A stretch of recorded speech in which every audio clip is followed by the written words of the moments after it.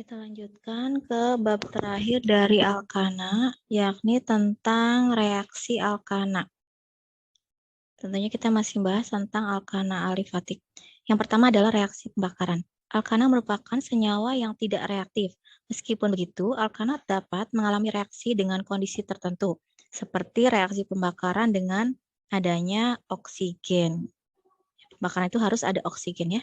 Reaksi pembakaran merupakan pembentukan gas, karbon dioksida, dan air. Karbon dioksida kita ingat lagi dilambangkan dengan CO2. Nah, di sini contohnya metana. Metana itu C-nya 1 ya. C-nya 1 lalu diberi oksigen, maka dia mengalami reaksi pembakaran membentuk CO2 dan H2O.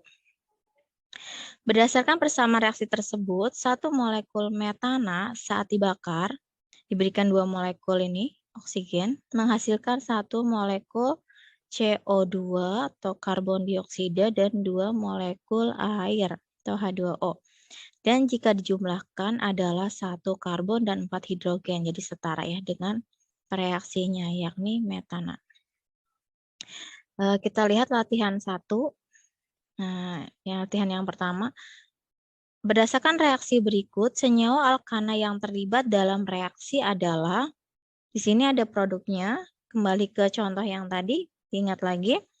Jika di sini ada 3 molekul karbon dioksida dan 4 molekul air, maka senyawa alkana yang sangat mungkin untuk bereaksi dengan 5 molekul oksigen, senyawa yang mana? Apakah A. metana, B. etana, C.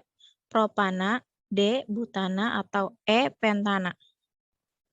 Maka jawabannya adalah C. Kenapa? Ingat lagi ya, propana. C-nya berapa? 3. Sini sudah ada kata kuncinya, 3 molekul CO2. Maka karbonnya ada 3. Maka tentunya produk atau reaksi dari reaksi ini adalah propana dengan C-nya 3. Oke, kita lanjut ke nomor 2. Reaksi pembakaran pada pentana yang sempurna memerlukan oksigen sebanyak berapa? Jadi buat dulu persamaan reaksinya, yakni pentana dan ditambahkan oksigen, lalu berapa molekul karbon dioksida yang terbentuk? Apakah 5, 6, 7, 8, atau 9? Nah, maka jawabannya adalah D. Pembakaran pentana yang sempurna akan menghasilkan 5 molekul CO2 dan 6 molekul H2O. Maka total oksigen pada produk ini adalah 16. 16 ya. Karena 1 molekul oksigen mengandung 2 atom oksigen, sehingga dibutuhkan 8 molekul oksigen pada reaksi pembakaran. Oke, kita lihat berikutnya adalah tes A1 untuk nomor 1 dan 2.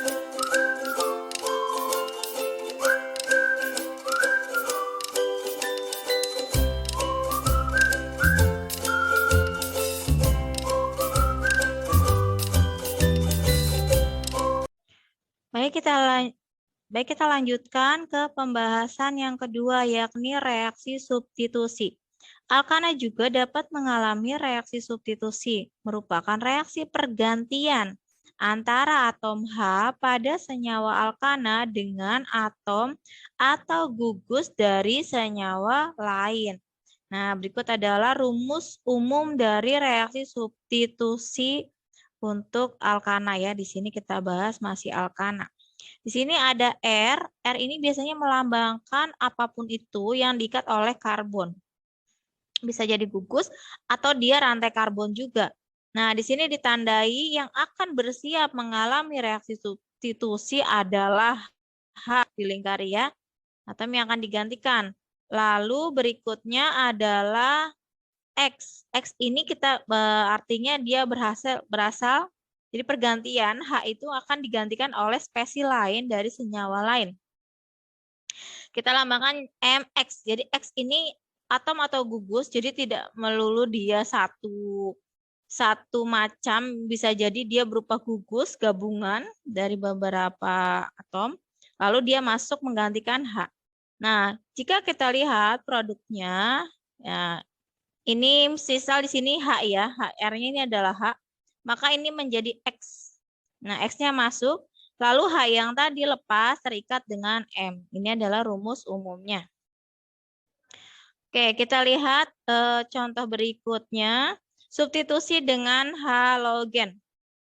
Kalau tadi rumus umumnya, maka sekarang kita lihat contoh realnya. Misalnya ada metana. Metana karena CH4 ya, metana. Lalu ditambahkan dengan klorin. Ya, di sini ada unsur klorin. Dalam bentuk molekulnya Cl2.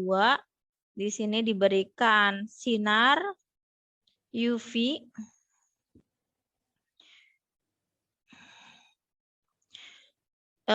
Setelah direaksikan ternyata terbentuk Cl-nya masuk satu ya, masuk ke metana ini. Yang hilang apa? H-nya ya, H-nya hilang.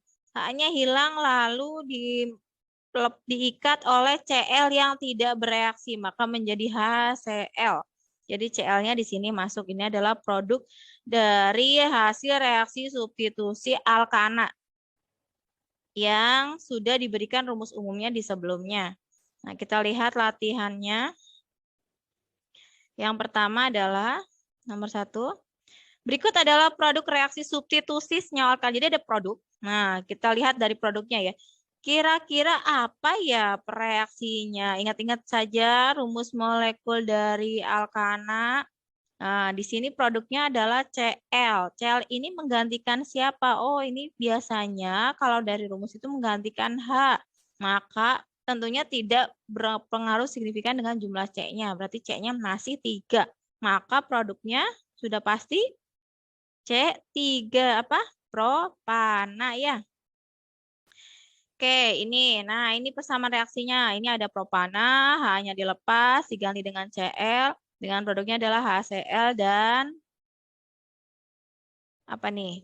C3 dan Cl ya, alkil halida. Oke. Berikutnya kita ke nomor 2. Kita tidak bahas lebih lanjut ya, karena belum sampai ke sana. Struktur tersier butana. Ada butana tersier yang telah tersubstitusi oleh iodin. Nah, kita cek dulu mana ya yang tersier butana. Apakah rantainya lurus? Iodin ya, tambahkan I di ujung. Apakah bentuknya yang B ini? Disubstitusi I-nya di sini. Apakah yang C? Apakah D atau E? Dari jumlah karbonnya saja sudah terlihat. Yang jumlah karbonnya 4 antara A atau C. Ya kan? Nah, katanya tersier. Oh, berarti tentunya yang bentuknya tersier. Bukan yang rantai lurus. Berarti jawabannya adalah C ya.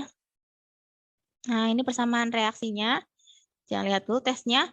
Masih di sini ya. Ini adalah tersier butana ditambahkan I2. Nah, halogen bentuknya selalu itu ya. Dalam bentuk disnya apa? Molekul di atomiknya. Jadi dia bentuknya 2. Gas I2. Nah, ini masuk 1, bersisa 1, maka H dilepas dari C ini masuk menjadi asam iodida HI.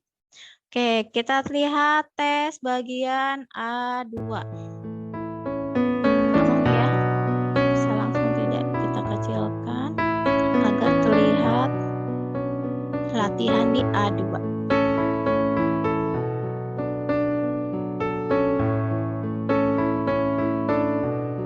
Oke, kita lanjut di pembahasan berikutnya. Masih reaksi ya. Reaksi nitrasi. Nah, dari namanya saya nitrasi. Oh, berarti ada nitrogen ini masuk. Cuman bukan hanya nitrogen sendiri, Pak. Dia merupakan gugus. Merupakan reaksi pergantian salah satu unsur hidrogen, masih hidrogen ya, oleh gugus nitrat. Nitrat NO3. Ini bukan negatif ya, tapi ini adalah lambang bahwasanya dia memang sebuah gugus yang siap untuk terikat. Alkana yang mengalami reaksi ini adalah alkana alifatis yang memiliki rantai karbon panjang sehingga terbentuk produk senyawa nitroalkana. Nah, biasanya dia alkana yang panjang. Silakan hitung berapa. Ditambahkan oleh NO2. NO2 ini, nah dia tadinya kan nitrat, tapi yang lepas adalah NO2-nya, bukan NO3-nya. Jadi NO2-nya bersiap lepas, masuk ke H, maka inilah produknya dan air. Kan tadinya OH ya, ditambah 1H jadi H2. Oke, kita lihat latihannya. Senyawa nitroalkana berikut berasal dari alkana apa? Nah, bisa langsung kelihatan. Alkana apa nih kayaknya nih? C-nya kan 2 ya. Oh, berarti dia pasti etana ya. Reaksinya berarti ini adalah reaksi yang merupakan etana. Struktur tersier, kita lihat nomor 2. Struktur tersier butana yang telah tersubstitusi oleh asam nitrat adalah, nah ini butana seperti tadi ya, tersier ya. Kalau dia dimasuki oleh gugus nitrat atau NO2-nya masuk, kira-kira yang mana ya? Serupa dengan soal sebelumnya, maka kita cek dulu mana yang karbonnya 4 dan tersier. Tentunya sudah langsung terlihat ya, dia adalah C. Nah, di situ ada gugus NO2. Ini adalah reaksinya. Tersier butana, lalu direaksikan dengan asam nitrat. Masuklah di sini nitrasi di senyawa butana. Oke, kita lanjut ke tes A3. Kita langsung lihat 2 nomor ya.